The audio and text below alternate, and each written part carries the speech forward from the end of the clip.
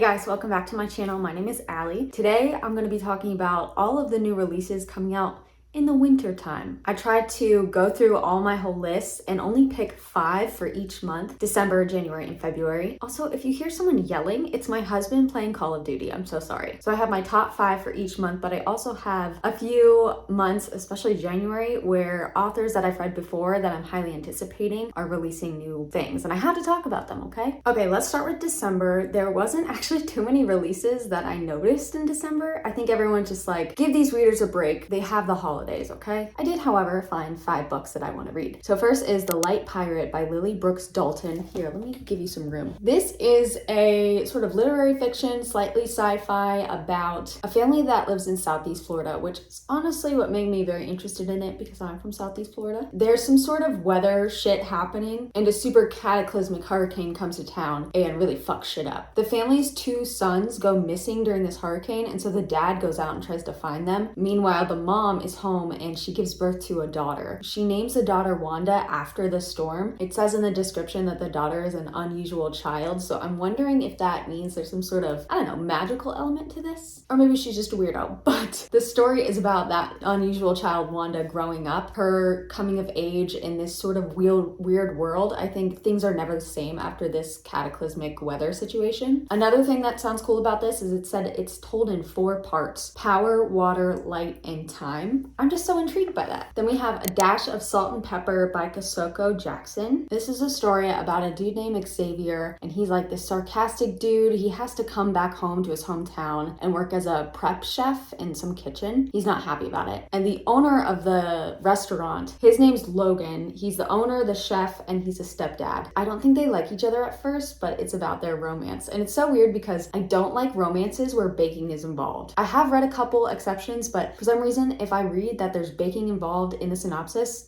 I will not read it. However, if there's actual cooking of like non-sweet stuff, if there's like savory cooking, for some reason I'm so fucking interested, which is I think part of the reason I loved You Made a Fool of Death with Your Beauty, because the main dude is a chef and I could have not been more turned on if I tried. So I'm definitely excited to read this. And then we have Roses in the Mouth of a Lion. This is a story about female friendship and queer love in a Muslim American community. This is about a young girl named Razia who is living with her family in her small community, and it's a coming of age story about her and all of the female friendships and I think lovers in her life, but how she has to sort of find common ground or battle between what her family expects of her and what she wants of herself. I always find those stories so beautifully told, so I'm super excited for this. And it says in the description that there's lots of like 80s music references in this, so that's always fun. And then we have Anastasia, or Anastasia, however you want to pronounce it, by Sophie Lark. I've never read Sophie Lark before. I think she writes smut though, and I like smut. Sophie Lark wrote a little note in her description, and she says it takes place in 1919, and it's the happy ending version of Anastasia, which I have not seen this movie since I was a child, and I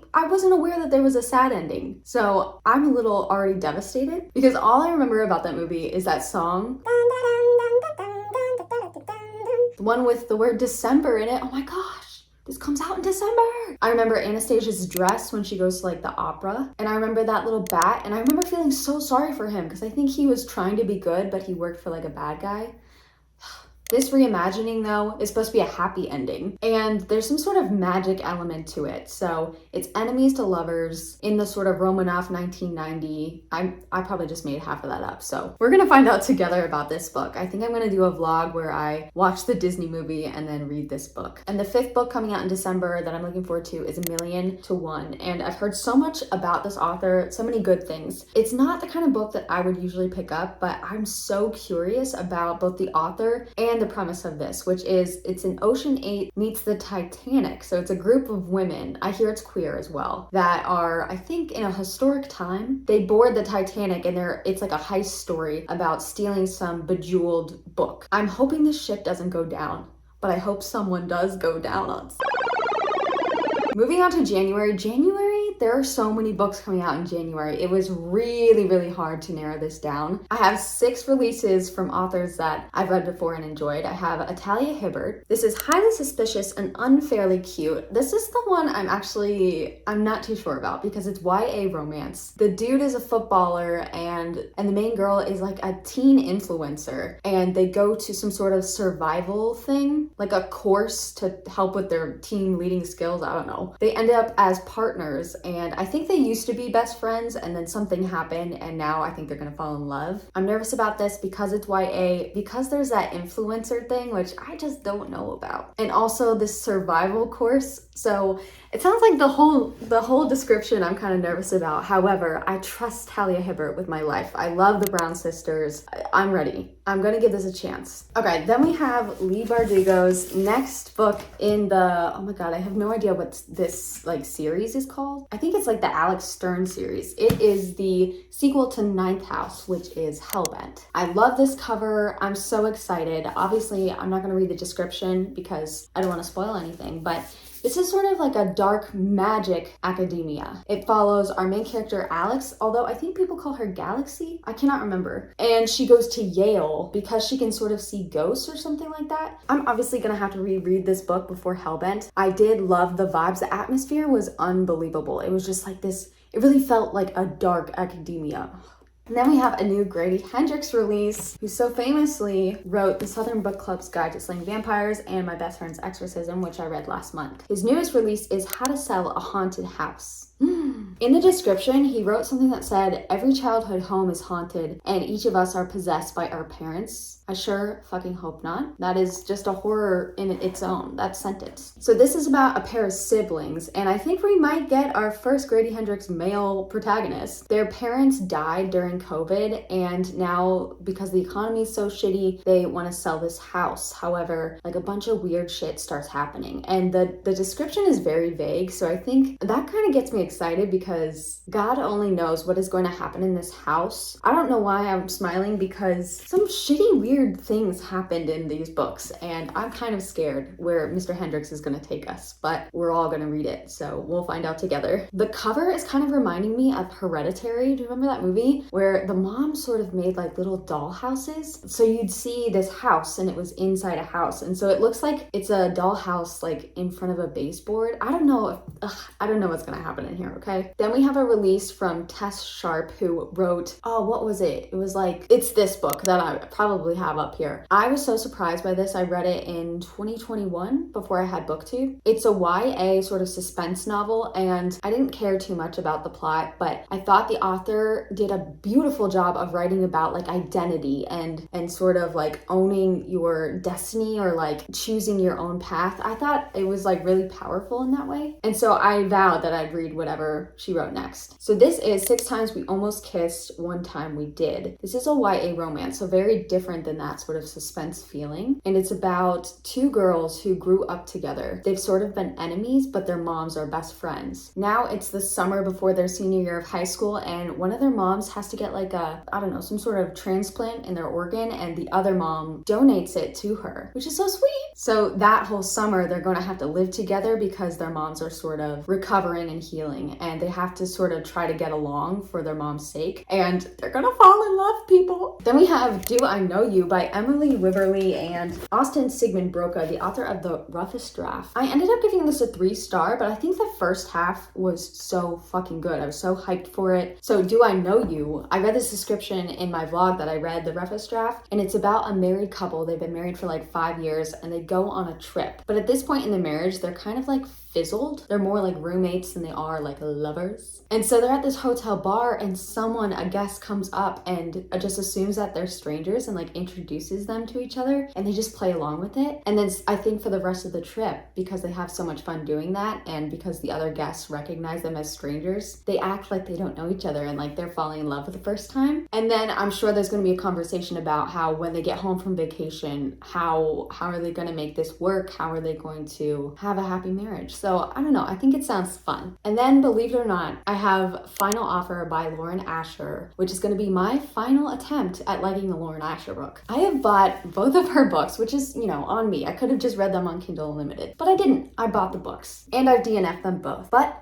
they have gotten better. And so maybe this third one is the charm. This is about the Kane brothers, and they're a bunch of rich bitches, okay? Oh gosh. And the grandfather dies, and he sort of gave each of the grandsons a mission to do to get their inheritance, yada, yada, yada. And so the last brother, the youngest brother, it's a second chance romance story, and he has to, I think, talk to the girl that he used to be in love with. The reason I think I'm gonna like this one is because based on the little snippets of this character that I saw in the other two books, he was the most lighthearted, he was the most fun and goofy, and I think that's what I'm missing from a Lauren Asher male character, because these two men, especially this one, he's insufferable, okay? He's just miserable. And I want a fun time. Now, I'm not even done with January. Those are just the authors that I knew before. Now I have 5 new releases from new authors that I'm excited for. One is X's and O's by Amy Lee. This one might actually suck, but I'm gonna give it a chance because it sounds silly. This girl is obsessed with rom-coms, and she's also been dumped 10 times by 10 different dudes. Apparently she was like a stage 5 clinger, and so she wants to make her own second chance romance trope, which that's the part that I'm looking forward to, the sort of self-aware meta of it all. And so she enlists her roommate, who happens to be a hot firefighter, to like try to talk to all of her exes. But I'm sure, of course, her and her roommate will get together because why else would there be a sexy firefighter roommate in this story? Then we have Liar, Dreamer, Thief by Maria Dong. This is like a mystery thriller, and I just read the description a couple hours ago. It sounded so weird and like I want to know what's going on. It's about this woman who's sort of obsessed with this dude, and she's not stalking him is what she says in the description, but she has been watching him, I think like literally. And then one day he gives her a message, and so she thinks that he's aware of her stalking him. She freaks out and she follows him somewhere, and then he dies by, you know, himself, and then leaves her a message saying that it was her fault. And so apparently he was like obsessed with her too. I don't know. I kind of forget the description now, but it just sounded so unhinged, convoluted and messy, but in the most entertaining way. It also says it has a lot of good things to say about mental health, so I'm hoping that they deal with that situation well. I don't know. We're gonna find out. Oh my gosh, then I saw this cover and I just have to read it no matter what it's about. It's called Really Good Actually by, I didn't write the author's name down here, but you'll see it here. This is about a woman who's 29 years old. She's divorced. She hates her job. I think her life is just shit. And so it's her sort of building her life up, getting friends. It's really just a book about healing, I think, and I love those stories. So I don't know how much plot's actually going to be in here, but this cover. In the description, it says it's a tender and bittersweet comedy, so I'm hoping it's really funny too. Then we have What Lies in the Woods. Ooh. Okay, this is a story about 3 girls who are friends, and they play in the woods, and like they play this magic game and they believe in it. So I wonder if it's actually gonna get like magical. But anyway, when they were 11, one of them, the main character, gets stabbed 17 times and lives. All of them accuse this one dude, and he gets put into prison, and he also gets blamed for 6 women's murders. In the description, it says outright that they lied about it. So I have no idea what's going on. 22 years later, the girl that got stabbed, she wants to figure out what's going on because I think it's eating her alive, the guilt. And so who actually knows? I hope this takes like a weird route, like it's actually magic that stabbed her. I don't know how that works. The 5th January release that I'm most excited for, also I just heard today for the first time, it's called The Minuscule Mansion of Myra Malone. Love that title. This is about a lady who blogs from an attic in a mansion. Also RIP to all the blogs out there. It says in the description that she's tethered to the mansion in mysterious ways. So immediately I'm like, what does that mean? She blogs all about, I don't know if it's like a character she's made or she's blogging about her life and this house mansion that she lives in that she's tethered to. But the blog takes off and people are obsessed with it. And then on the other side of the country, there's this dude who makes furniture, a la Aiden from Sex and the City. And he gets a request from someone who reads the blog to get like a piece of furniture that's either like or I don't really know. Either way, they show him a picture of the blog that the lady put up and he's like, excuse me, that's my house. That's like a mirror image of my house. So he ends up contacting this Mira Malone, and they start talking and they start like unraveling their family history or secrets. I don't know what's going on here, but it sounds so cool. And I think there's like a magical element to it. Hopefully she just hasn't been locked in his attic this whole time. How funny would that be? No, that wouldn't be funny at all. And then for February releases, I have 2 from authors I've previously read. The first is Tara Mafi's second installment from, I don't know what this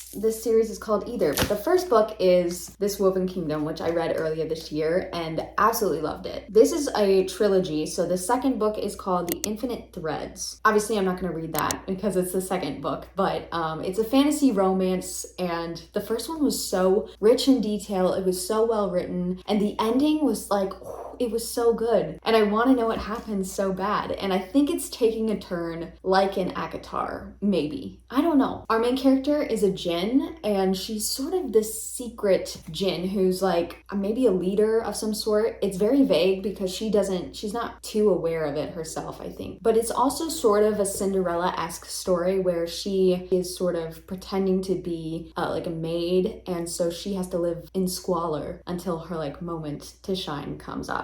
Definitely check this book out if you like fantasy romance. I really liked it. And then we have Secretly Yours by Tessa Bailey, which is the first Tessa Bailey traditionally published book since Hook, Line, and Sinker, which really sank with me, if you know what I mean. However, I love Tessa Bailey. I always have fun with her books. And this is it's like a Grumpy Sunshine story. So this girl and this guy used to be kids. Obviously, we all used to be kids. Allie, shut up. At one point they kissed, and I think she had like a huge crush for him. But now they're adults, and he's some hotshot Ivy League professor, and he's finally come back to their hometown, and she is a gardener, and she ends up like redoing his whole yard or something like that. And so she's enamored by him, except for it turns out that he's grumpy, she's sunshine. They have like totally different personalities. But anyway, she gets drunk and she leaves him like a secret admirer letter, hence the title of the book. They're gonna fall in love, they're gonna bang. He might call her baby girl.